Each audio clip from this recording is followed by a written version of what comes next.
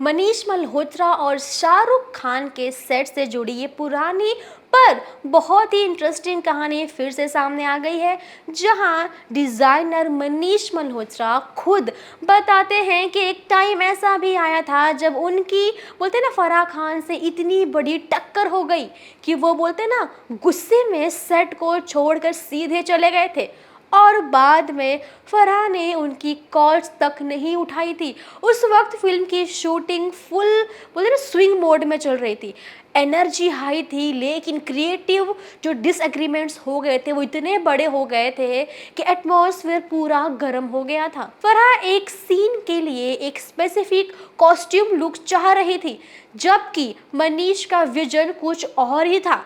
अब दोनों अपने आर्टिस्टिक चॉइस को लेकर एक झगड़े में पड़ गए और फिर एक हीटेड आर्ग्यूमेंट हुआ, जहां फराह ने उनके डिसीजन को पुश किया और मनीष को लगा कि उनकी क्रिएटिविटी को कोई साइडलाइन किया जा रहा है। बस फिर क्या था, नाराजगी बढ़ गई। इसी बीच मनीष ने डिसाइड किया कि वो ब्रेक लेंगे और बिना किसी को कुछ ज़्यादा बताए सेट से निकल गए। उन्होंने बाद में कहा कि उन्हें लगा था कि जो फराह खान है वो समझेंगी, क्योंकि दोनों का जो बॉन्ड स्ट्रॉन्ग था बहुत ज़्यादा। लेकिन जब मनीष ने उन्हें फ़ोन किया तो फराह ने उनकी कॉल तक पिक नहीं की। उस मोमेंट ने उन्हें और भी ज़्यादा हर्ट कर दिया। कुछ टाइम के लिए इन दोनों के बीच एक बोलते ना अनकंफर्टेबल डिस्टेंस भी आ गया था।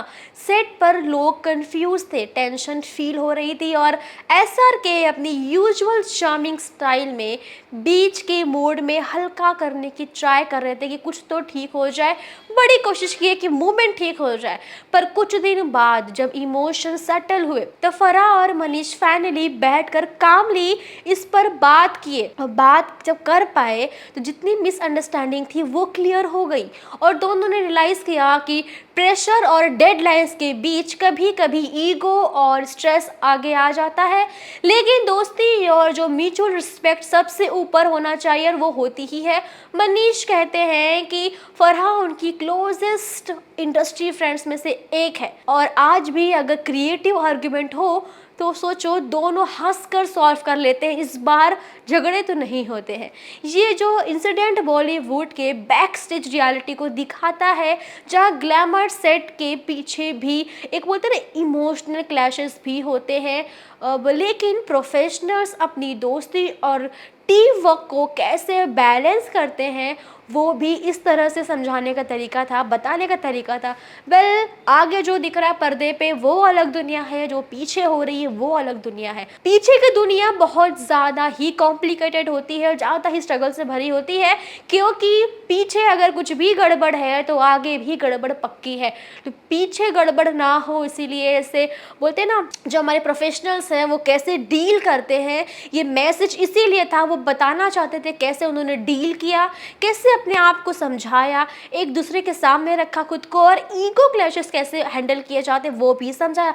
आपको क्या लगता है फराह खान और मनीष मल्होत्रा के ये डिस्कशन पे, ये डिबेट पे और दोस्ती के छोटे मोटे नोकझोंक पे आप क्या कहना चाहेंगे? आपकी राय कमेंट में बताइए। वीडियो पसंद आई है तो लाइक करें, शेयर करें, सब्सक्राइब करना ना भूलें बॉलीवुड टशन को।